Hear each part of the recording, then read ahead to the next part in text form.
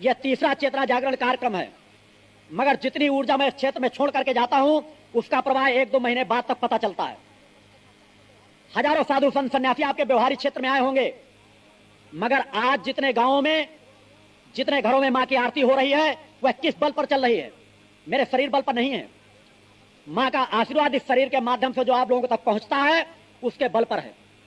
उस परिवर्तन की दिशा को समझें, अपनी आंखों को खोलें और आवश्यकता है केवल मेरी एक बात को मानने का कि आप अपनी समस्याओं के निदान के लिए उन भिखमंगे साधु संत सन्यासियों के पीछे मत भागें।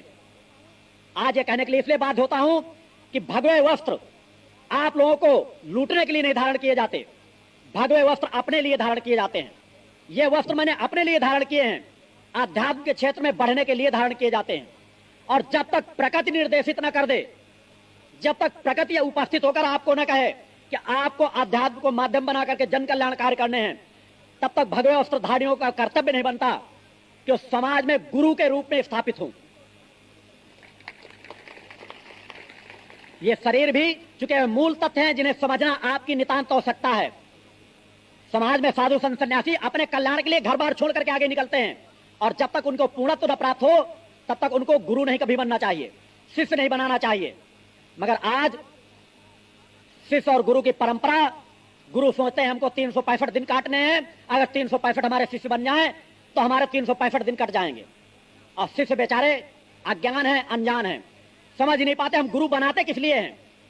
अरे सोचो, आप अध्यात्म क्षेत्र का गुरु बनाते किस लिए हो? अपनी आत्मा को परमात्मा से मिलाने के लिए, मोक्ष प्राप्त करने के लिए। और जिस गुरु ने खुद मोक्ष की स्थिति को प्राप्त नहीं किया, जिस गुरु ने परमात्मा को खुद नहीं देखा, वह आपको परमात्मा को क्या दिखाएगा? जिसने अपने शरीर को तपाया नहीं, वह आपको शरीर को तपाने की क्रियाएं क्या बताएगा? यह शरीर जो आपके सम्मुख बैठा है, इसी तरह एक एक आसन पर आप जब तक कहें उस तरह बैठ सकता है, निराहार रह सकता है, अग्नि के वह कार्य करता है जिन यज्ञों के लिए मैंने चैलेंज दिया था कोई 2 घंटे भी नहीं बैठ सकता। 8वें यज्ञ तक के लिए चूंकि मेरा कार्य इस तरह के चैलेंज करके अपने आप को स्थापित करने का नहीं है, मगर 8 यज्ञ तक मैंने समाज में केवल एक हलचल मचाने का कार्य किया है। एक समाज में ऐसी ऊर्जा पैदा कर दी है कि समाज में हलचल मचे और सत्य को तलाशने के लिए कुछ चिंतन जागृत हूं। मैंने राजनीति क्षेत्र और धर्म क्षेत्र में सभी में हलचल मचाई है, क्योंकि मैं जब समाज के बीच आया हूं तो मां की पूर्णत्व की पात्रता को लेकर के आया हूं। प्रकृति में मुझे किस तरह से प्रवाह डालना है उसी तरह से डालने की क्रिया कर रहा हूं। अगर मैं चाहूं तो मात्र 2-4 माह में पूरे विश्व में हलचल मचा सकता हूं, मगर समाज उमड़ पड़ेगा। सामान्य स्थिति नहीं, केवल ऐसी कुछ घटनाएं हैं जिनको उपस्थित कर दूं, पूरे विश्व में हलचल मच जाएगी और तत्काल पता चल जाएगा कि चेतना पुरुष कौन व्यक्ति है। मगर समाज जिस तरह से उमड़ पड़ेगा उस तरह से समाज लाभ नहीं ले पाएगा। भावनावान दब करके रह जाएंगे, और वह जो धर्म को धन के माध्यम से खरीदने की क्षमता रखते हैं वह मेरे आगे चारों तरफ नाचते नजर आएंगे। मुझे आवश्यकता है भावनावान लोगों की, धनवान लोगों की नहीं, जो धन के बल पर धर्म को खरीदना चाहते हैं। निश्चित है धन से भी कर्म होते हैं, धर्म भी धन के सहयोग से चलता है, मगर धन उनका चाहिए, धन उनका लगता है जो धर्मवान भी हो। आज आप किसी क्षेत्र में ले लीजिए, एक गायत्री परिवार का बहुत बड़ा उमाड़ पैदा हुआ। इस क्षेत्र में भी मैं कुछ चिंतन देना चाहूंगा कि अगर आपके क्षेत्र में कुछ गायत्री साधक हो तो उनसे कहें, अपने और बड़े साधकों से कहें कि तलाश करें कि श्री राम शर्मा आचार्य के गुरु कौन थे। अगर उनके गुरु को तलाश लेंगे, इस शरीर की सत्यता का कुछ भान मिल जाएगा।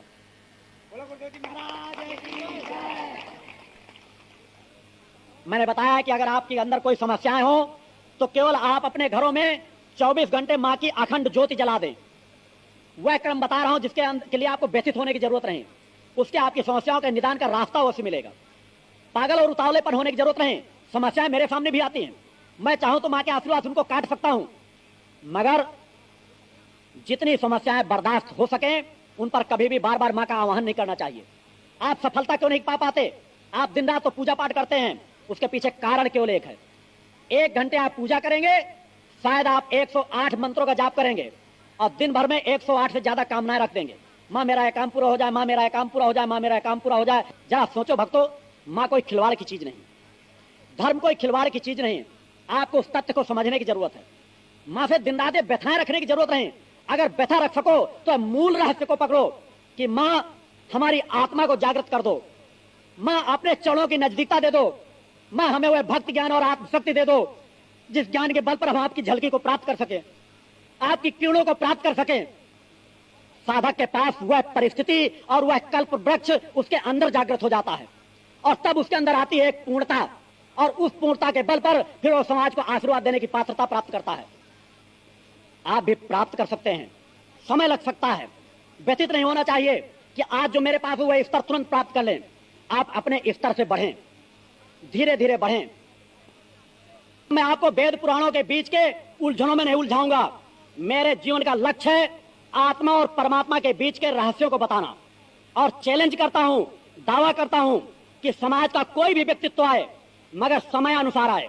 मैंने कहा वह परंपरा के अनुसार आए कि एक गुरु से किस मर्यादा के अनुसार कुछ प्राप्त किया जाता है, और आत्मा परमात्मा के बीच का कोई ऐसा रहस्य नहीं जिसे मैं बता ना सकूं, जिसे मैं स्पष्ट न कर सकूं, क्योंकि उस रहस्य को मैंने पाया है, उस रहस्य को मैंने पकड़ा है।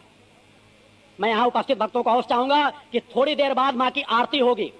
आरती और प्रसाद लेने के बाद ही यहां पे जाना पसंद करेंगे वो, क्योंकि यहां पर मां की वह चेतनात्मक आरती होती है जिसका फल आपको मिलना है। अगर आप किसी समस्या के निदान का चिंतन लेकर मेरे पास आए हैं तो आज मां की आरती को पूर्णत्व से प्राप्त करें और मां के चरणों पर निवेदन करें, क्योंकि जिस जगह पर मैं मां के चेतना जागरण शिविरों के कार्यक्रम को लेकर आता हूं वहां मां की सूक्ष्म उपस्थिति हर पल मौजूद रहती है। आप समझ सके या ना समझ सके, प्रकृति हर पल आपका सहयोग कर रही है। यहां कार्यक्रम होना था, शहडोल में भीषण बरसात हुई, लगातार 12 घंटे, अनेकों पुलिया टूटी, कहीं कुछ स्थिति हुई। यहां का वातावरण आप खुद देख रहे हैं। यह चूंकि व्यवहारिक क्षेत्र में कुछ एहसास कराने के लिए बार बार मैं कुछ एहसास कराता हूं, मगर मेरा यह भी कार्य नहीं कि मैं प्रकृति को प्रकृति के अनुसार चलने से रोकूं। रोकने की क्षमता मेरी नहीं, उस मां की अवश्य है। मां के चरणों पर चिंतन करता हूं, निवेदन करता हूं कि मां इनको कुछ ना कुछ प्रमाण चाहिए, कुछ ना कुछ एहसास चाहिए। अगर कुछ आप एहसास कराती चलेंगी तो जो कार्य मैंने ठाना है, जो बीड़ा मैंने ठाना है वह पूर्ण अवश्य होगा। समाज में यहां पर वह जो ध्यान योग की अग्नि होती है, उस अग्नि के माध्यम से मेरे द्वारा हुआ है उस अद्वितीय स्थान पर पंच ज्योति प्रज्वलित की जाएगी। अगर व्यवहारिक क्षेत्र में मां का वह स्थान बनता है तो आज नहीं कुछ वर्ष लग सकते हैं, क्योंकि मैंने खुद छठवें यज्ञ में जब मैंने इन वस्त्रों को धारण किया था तब मैंने व्यक्त किया था कि मेरे जीवन की साधनात्मक महत्वपूर्ण यात्रा आगे मां की लंबी भी हो सकती है, क्योंकि सब कुछ मां के ऊपर है, मेरे ऊपर नहीं। मगर इतना जो मैंने दावे के साथ कहा है, आपको तो कल का भी भान नहीं कि जब तक मेरे 108 महाशक्तियां की संपन्न नहीं हो जाएंगे, मेरे इस शरीर को नाश करने की सामर्थ्य किसी भी में क्षमता नहीं है। कोई इस दावे के साथ कोई बात नहीं कह सकता। इसके बाद गर्व और घमंड की बात नहीं है, मगर कहता हूं तो इसलिए कि आप समझ सकें कि मेरे साथ बड़ी बड़ी दुर्घटना हो जाए मगर मेरा शरीर नष्ट नहीं हो सकता जब तक 108 महाशक्तियां के पूर्ण नहीं होंगे। और उसके लिए मैंने जब छठवां यज्ञ संपन्न किया था तो मैंने कहा था कि मां की स्थापना पंचज्योत प्रज्वलित करने के लिए और वह 108 महाशक्तियां को संपन्न करने के लिए मैंने 25 वर्ष का साधनात्मक लक्ष्य निर्धारित किया है। उस 25 वर्ष के अंदर समाज में एक बहुत बड़ा परिवर्तन आएगा। आप जो पढ़े लिखे लोग हों, आज केवल 1 महीने के उन पेपरों को कलेक्ट करें, उनमें हर जगह लिखा होगा, देश के अनेकों भविष्यवक्ताओं ने प्रमाण किया है, प्रकाशित हुई हैं कि हिंदुस्तान में किसी व्यक्ति का जन्म हो चुका है जिसका जन्म 1960 और 1962 के बीच हुआ है, एक किसान परिवार में हुआ है, एक ब्राह्मण के घर में हुआ है, और वह इस समय मध्य प्रदेश में रह रहा है। मध्य प्रदेश से उसने साधनात्मक यात्रा तय की है। न तलाश सके तो आपका दुर्भाग्य है। ऐसा नहीं कि अगर मैंने अपनी बात कही है तो अचानक सब कुछ आपको लुटा दूंगा। मैं आपको लुटाने आया हूं, निश्चित है, मगर लूटने का मार्ग बताया हूं। आप केवल मां के मंत्रों का जाप करें, निष्ठा रखें, क्योंकि मैंने अपने लक्ष्य तक के लिए मां के चरणों में चिंतन रखा है कि जब मैंने अपने जीवन में पूर्णता प्राप्त की तो केवल एक कामना रखी कि मां मेरे शेष जीवन का उपयोग हो जाए। जिस लक्ष्य की पूर्ति के लिए मैं यहां आया हूं उसको अपने आशीर्वाद के माध्यमों से नहीं पूर्ण करना चाहता, उसके लिए भी साधना करना चाहता हूं, और उसीलिए 108 महाशक्तियों का बीड़ा मैंने ठाना। हो सकता है समाज के भौतिकतावाद के क्षेत्र के लोग तो मुझे न पहचान सकें, मगर अगर आप आत्मावान बन सकें, अगर आपके अंदर भावना है, तड़प है, तो आप चाहे गरीब हो चाहे फकीर हो, आप मां का चिंतन अपने घरों में करके देखें। मां की सुबह शाम आरती करके देखें, आपको मेरी सत्यता का एहसास हो जाएगा। आप किसी साधु संत सन्यासी के पास जाते हैं, गुरु जी हमारी समस्या का निदान कर दीजिए, कभी आपने गुरु जी से भी कहा है? अरे मुझे कम से कम 10% व्यक्ति तो ऐसे निकल आए जो मेरे पास उपस्थित होकर के कहें कि गुरु जी केवल हम उस प्रकट सत्ता को प्राप्त करना चाहते हैं, आपके गुरु तत्व को प्राप्त करना चाहते हैं, आपको प्राप्त करना चाहते हैं। अगर 10% भी लोग निकल आए तो मैं अपने आप को सौभाग्यशाली समझूंगा। मगर आज आप लोग क्या विचारधाराएं लेकर उपस्थित होते हैं, तरस आता है। आपको कौन समझाएगा? कई बार मैं रात रात भर बैठ करके रोता हूं। यह बता इसलिए नहीं है, मेरे इस शरीर की समय सीमा निर्धारित है कि आप उन चिंतनों को अगर न पकड़ सके, अगर आप न चल सके, तो आपको कौन दिशाधारा देगा? इसी तरह आप भटकेंगे। हजारों लोग आत्महत्याएं कर रहे हैं। आज समाज में देखें, आत्महत्याओं का परसेंटेज बढ़ता चला जा रहा है। आप व्यथित होते हैं, तड़पते हैं। इस व्यथा से मैं इसलिए तड़पता हूं कि मैंने आपके लिए जीवन समर्पित किया है। अगर आपके लिए जीवन न समर्पित करता तो मेरे नेत्रों में कभी आंसू नहीं निकल सकते थे। मगर आपकी व्यथाएं मुझको स्पर्श करें, आपकी व्यथाओं से मैं व्यथित हूं। उस रिश्ते को मैंने जोड़ रखा है, क्योंकि आपकी व्यथाएं मुझे व्यथित करेंगी, तभी मैं मां के चरणों पर निवेदन कर सकूंगा। मगर वो व्यथाएं प्रकृति को प्राप्त करने के लिए अगर आप पैदा कर दें, तो मैं आपके अंदर एक प्रवाह पैदा कर सकता हूं, आपके अंदर एक चेतना पैदा कर सकता हूं। अगर इस व्यवहारिक क्षेत्र में आश्रम बनता है, तो कम से कम व्यवहारिक क्षेत्र के लोगों को तो एक निर्णय कर लें कि वह मुझसे केवल आत्मीयता का रिश्ता रखें, आत्म जागरण का रिश्ता रखें। वह अगर मुझसे नहीं भी मिल पाते तो अपने घरों में केवल मां की ज्योति जला करके नित्य मां के मंत्रों का जाप करें और रात को केवल सोने के पहले केवल एक चिंतन करके लेटें कि प्रकृति हमें कुछ ना कुछ एहसास कराए। 2-4 महीने गुजरेगा, आपके अंदर एक चेतना जागृत होगी। मगर आप नित्य इस प्रक्रिया को करें, कम से कम सप्ताह में एक दिन आप गृहस्थ जीवन व्यतीत करते हैं। बुधवार की रात से शुक्रवार की सुबह तक कम से कम आप ब्रह्मचर्य जीवन व्यतीत करें। कुछ क्रियाएं करनी पड़ती है प्रकृति का कुछ आशीर्वाद प्राप्त करने के लिए, कुछ झलकियां प्राप्त करने के लिए। आप जितना पवित्रता का वातावरण देंगे, उतनी ही प्रकृति की क्रियाओं को समझ पाएंगे। यह आपके लिए लाभदायक होगा। जो गृहस्थ जीवन का इसलिए नहीं गृहस्थ जीवन बनता कि आप गृहस्थ में उसी तरह डूब जाएं। गृहस्थ जीवन अध्यात्म को प्राप्त करने के लिए बनाया जाता है। केवल ब्रह्मचर्य व्रत का पालन करें, मां का स्मरण करें, गुरुवार के दिन व्रत रखें और आप देखें मां का आशीर्वाद आपको कितना मिलता है। आपको कभी भी कोई मनौती मत मानिए। अरे प्रकृति के लिए मनौती आप लोग क्यों मानते हैं कि माता हमारा काम हो जाएगा, हम ऐसा कर देंगे, माता हम इतने नारियल चढ़ा देंगे। ना माता को नारियलों की भूख है, ना माता को आपकी मनौती की भूख है। जब माता का ही सब कुछ है तो आप माता को चढ़ाएंगे क्या? ये अलग बात है। आपको कोई प्रसन्नता मिल जाए, आप मां के सामने कुछ अपनी भेंट लेकर पहुंच जाएं, कुछ समर्पण लेकर पहुंच जाएं, कुछ चढ़ा दे, वो अलग बात है। पहले से आप कभी मानता मत माने, क्योंकि आपकी मैं आत्मा की जागरण करने की क्रियाएं बता रहा हूं। आप कोई मानता मानेंगे, पूरी न कर पाएंगे तो आपके आत्मा पे एक दबाव पड़ेगा, आपके विचारों पे दबाव पड़ेगा, आपकी चेतना जागृत नहीं होगी। क्योंकि इन छोटे छोटे विचारों का प्रभाव पड़ता है आपके शरीर पे। आप मनौती मान लेते हैं, सालों नहीं पूरा कर पाते। हो सकता है आपकी कामना पूर्ण हो कि ना भी पूर्ण हो, आप असमंजस में उलझेंगे।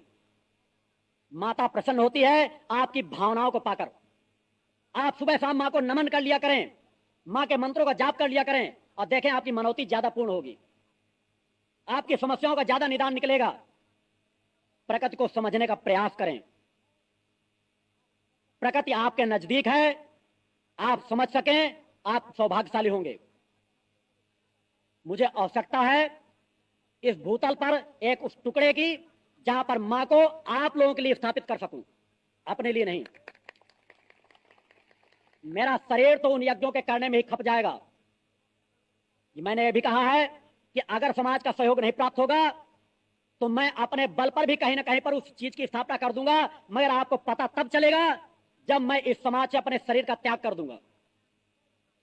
मां की स्थापना अवश्य हो जाएगी, 100 यज्ञों के प्रमाण आपको मिल जाएंगे।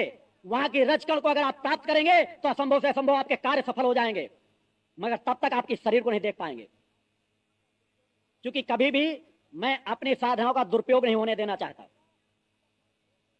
एहसास आपको होगा जब मेरे एक एक यज्ञ संपन्न होते चले जाएंगे। एक एक यज्ञों में एक वातावरण, अलौकिक वातावरण पैदा होता है, जो यज्ञों को कहा गया है कि यज्ञ स्थल के दर्शन करने मात्र से फल प्राप्त होता है। उस तरह के उन यज्ञों को पूर्ण होना है। अलौकिक महाशक्ति यज्ञ पूर्ण होना है, जिनके बारे में आज से 400-500 वर्ष पहले लिखा पड़ा है कि कौन सा साधक खुद बैठकर किस तरह से यज्ञ करेगा, किस तरह से अग्नि प्रज्वलित करेगा, किस तरह से पंचज्योत प्रज्वलित करेगा, किस तरह से मां की स्थापना करेगा। आपको उन चिंतनों को प्राप्त करने की जरूरत है। मां के ओम जगदम्बे दुर्गाय नमः मंत्र को जाप करने की जरूरत है। मैं बार बार कह रहा हूं कि अगर आपको मुझसे आशीर्वाद प्राप्त करना है, मैंने अपने कुछ क्रम समाज में दिए हैं, इसके अलावा अन्य रास्तों से आप मुझसे आशीर्वाद कभी भूल करके भी नहीं प्राप्त कर सकते। समाज का कोई चाहे व्यक्ति मैं लाखों करोड़ों गुरुजी के चरणों में डाल दूंगा तो गुरुजी का आशीर्वाद प्राप्त कर लूंगा, तो संभव नहीं। मैंने कहा कि जो मेरे बताए मार्ग पर चलेगा उसके साथ मेरा आशीर्वाद हर पल जुड़ा है, उसका वो एहसास कर सकता है। आवश्यकता होगी आपको सर्वप्रथम शुद्ध आचार विचार अपनाने की, मनुष्योचित कर्म करने की, मांसाहार, जुए, शराब, अन्य नशे जितने हैं उनसे अपने आप को दूर करने की। क्योंकि इन क्रमों से मैं वह क्रम बता रहा हूं जिससे ऊर्जा स्थापित की जा सकती है। मेरी जो ऊर्जाएं प्रवाहित होती हैं उनको अपनी तरफ खींचने के लिए आज्ञा चक्र पर लाल निशान होना नितांत आवश्यक है, और गुरुवार का व्रत रहना नितांत आवश्यक है। गुरुवार का व्रत आपको केवल सुबह से सायंकाल तक रहना मैंने बताया है। सूर्यास्त होने के बाद आपके घर में जो भी भोजन बना हुआ हो शुद्ध और सात्विक हो। कोई जरूर नहीं पीला भोजन करना हो, फलाहार करना हो। फलाहार थोड़ा बहुत आप चाहे दिन में कर सकते हैं। केवल सूर्यास्त होने के बाद अपने घर में मां की आरती कर ले, पूजन कर लें, और सायंकाल जो भी घर में शुद्ध सात्विक बना हो उस भोजन को कर लें, और अपने घर पर लाल ध्वज अवश्य टांगे। क्योंकि उन ध्वजों से, अगर आप मेरी नहीं मानते तो ये मान लीजिए कि मैं कह रहा हूं उस युग चेतना पुरुष का चिंतन जुड़ा हुआ है, जो इस भूतल पर पैदा होकर के समाज कल्याण के लिए कार्य कर रहा है। आपके घरों पर ध्वज टंगे होंगे, आपके घरों पर जो बाधाएं आ जाती हैं उन बाधाओं से रोक लगेगी। मेरे समान अनेकों चेतनाएं जो सूक्ष्म में कार्य कर रही हैं वो आपके घर में लाल ध्वज टंगा देखेंगी, उनकी निगाहें एक बार आपके घर की तरफ जाएंगी, और दिव्य पुरुष की एक निगाह ही पर्याप्त होती है कि वो आपके ऊपर पड़ जाए, आपके घर पर पड़ जाए। वह रास्ते बता रहा हूं जिनसे आप लाभ प्राप्त कर सकते हैं। आप मेरी व्यथा को समझें।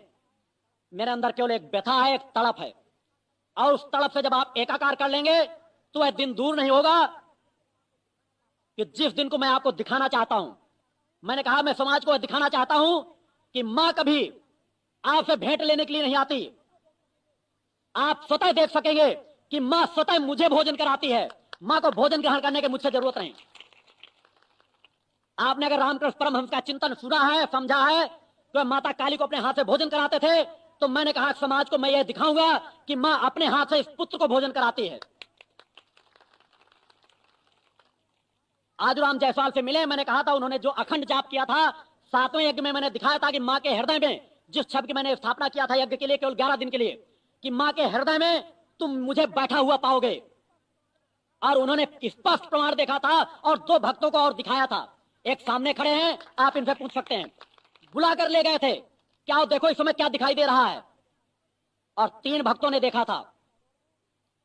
एक शहडोल में टेलीफोन एक्सचेंज में ऑपरेटर है, एक सामने खड़े हैं, दूसरे आजूराम जायसवाल भी यहीं खड़े हैं। इनसे पूछें, ये कोई चमत्कार नहीं था, क्योंकि मैं कभी कोई जादूगरी की चीज नहीं दिखाता। कोई अचानक उपस्थित करके यहां ऐसा कोई चमत्कार नहीं दिखाता। मैं वह दिव्य छवि दिखाता हूं जिस दिव्य छवि के बल से मैंने आजूराम जायसवाल की चेतना को जागृत किया है। क्योंकि अगर वह जादूगरी की चीज होती तो आज इसकी वह चेतना न जागृत होती, जिसके बल पर मैंने कह रहा हूं कि वह एक गृहस्थ व्यक्ति एक साधु संत सन्यासी से ज्यादा चिंतन रखता है।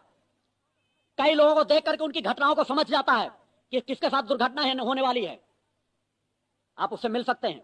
उसी तरह एक निर्धारित पात्रता आप लोग भी प्राप्त कर सकते हैं। क्योंकि उतनी अवस्था हमको प्राप्त करना हमारा दायित्व है, हमारा कर्तव्य है कि कम से कम उस अवस्था को हम प्राप्त करें। मार्ग वही सुलभ और सरल है। हजारों लोग कह देते हैं हम भी तो देवी देवता का पूजा पाठ करते हैं, हमें देवी देवता नजर नहीं आई। अरे यात्रा तो तय करो, सत्य को तो पकड़ो, पहले गुरु को तो अपने अंदर धारण करो, गुरु तत्व को तो धारण करो। गुरु कहते हैं ज्ञान को, शरीर को नहीं। उस ज्ञान को पकड़ तो सको। दिन रात राम राम जपने से राम नहीं उपस्थित होंगे, दिन रात मामा कहने से मां भी उपस्थित नहीं होंगी। आपको नाम जपने के साथ साथ अपनी भावना को जोड़ने की जरूरत है। जब तक आप अपनी भावना को नहीं जोड़ेंगे, अपने शरीर में आचरण ऐसा नहीं करेंगे। आप दिन रात अगर मामा जपते रहे और दिन रात सोचते रहे मेरे शत्रु का संहार हो जाए, मेरे शत्रु का वध हो जाए, उसका लड़का मर जाए, आपको कभी मां के दर्शन नहीं होंगे। आपको अपने संतुलित जीवन को जीने की जरूरत है। आपका कल्याण तभी होगा। दिन रात मंत्र जाप करें तो ध्यान में बैठने की गुरुओं से अपनी क्रियाएं सीखें कि ध्यान में बैठकर हम किस तरह से संतुलन प्राप्त कर सकते हैं। अनेकों लोगों का अध्यात्म क्षेत्र में बढ़ने पर आपने पागल होते देखा होगा। उसके पीछे केवल एक कारण होता है कि गुरु तत्व को धारण न करना। गुरु तत्व को धारण करने वाला कोई भी साधक कभी पागल नहीं हो सकता।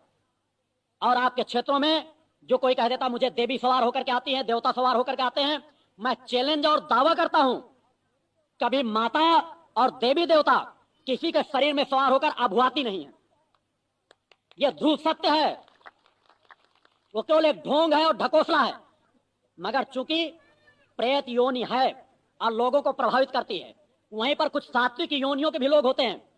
जिस तरह से एक कोई चोर और डकैत अगर मर जाए और वो प्रेत योनि में लगे तो दिन रात आपका हित करेगा, और अगर एक कुछ पूजा पाठ करने वाला मर जाए और वो भी प्रेत योनि में चला जाए संयोग बस, तो कुछ ना कुछ पूजा पाठ की क्रियाएं करेगा, उस तरह के भोग चाहेगा।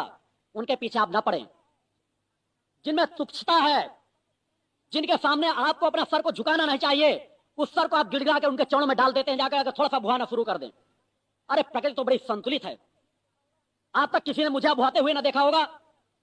मेरी जब चेतना जागृत होती है तो स्थिरता देखते होंगे, शरीर में संतुलन देखते होंगे। प्रकृति की एक किरण भी जब आपके अंदर प्रवाहित होगी तो आपके अंदर संतुलन आएगा, स्थिरता आएगी, समाधिस्थ हो जाएंगे, अभुआएंगे नहीं। अभुआने वाले किसी दूसरे योनि से प्रभावित होते हैं।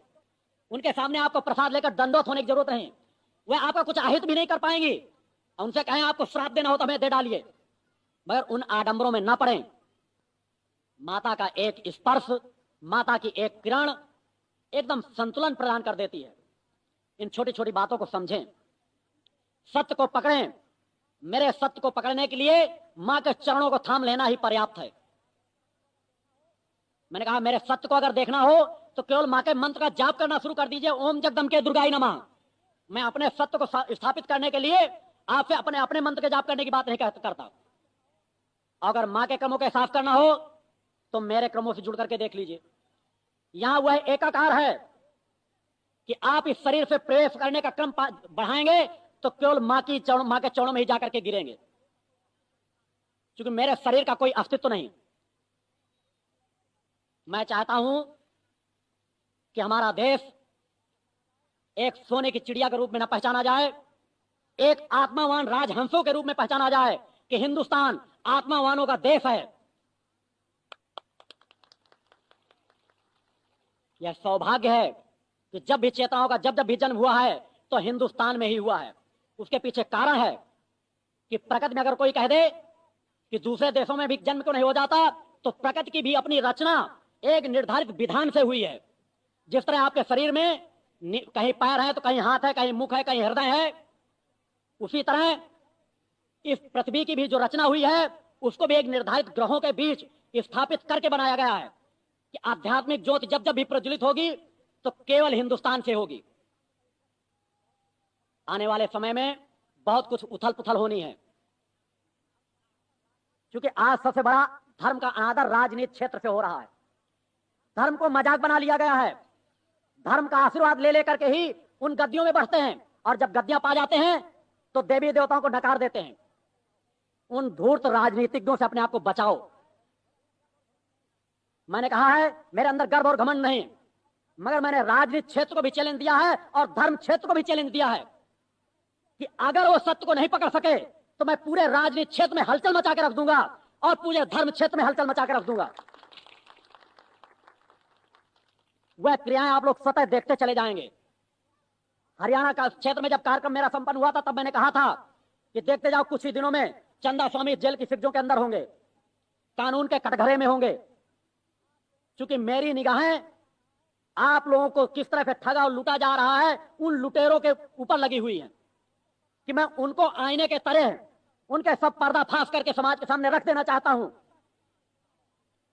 और मैंने कहा है उन्हीं राजनीतिज्ञ लोगों की आवश्यकता है जो धर्म पर विश्वास रखते हो और समाज में खुलेआम कह सकें कि देवी देवताएं होती हैं, हम उनका आशीर्वाद लेकर के आगे बढ़ रहे हैं।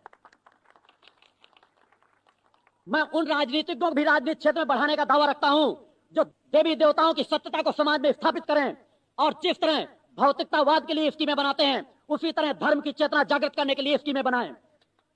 जिस तरह बड़े बड़े विज्ञान की शालाएं खोली जाती हैं उसी तरह मनुष्य के अंदर बैठी हुई चेतना को किस तरह से जागृत किया जा सकता है, किस तरह से ध्यान योग जागृत किया जा सकता है, किस तरह कहीं घटने वाली घटनाओं को पकड़ा जा सकता है, उनके लिए भी शोधशालाएं बने। क्योंकि धर्म भी उसी तरह एक शोध का विषय है, उसके लिए भी समाज में शोधशालाएं बननी चाहिए, उसके लिए भी धर्म से आवाज उठनी चाहिए। और जब तक ये आवाज नहीं उठेगी तब तक समाज में असंतुलन पैदा होता ही रहेगा। जब तक आप अपनी चेतना को जागृत करने के लिए तड़पेंगे नहीं, अपनी चेतना की तृप्ति के लिए मांग नहीं करेंगे, तब तक आप पूर्णत्व की चीज प्राप्त नहीं कर सकते। ऐसी शोधशालाएं स्थापित करने के लिए सरकार से भी सहयोग मांगे।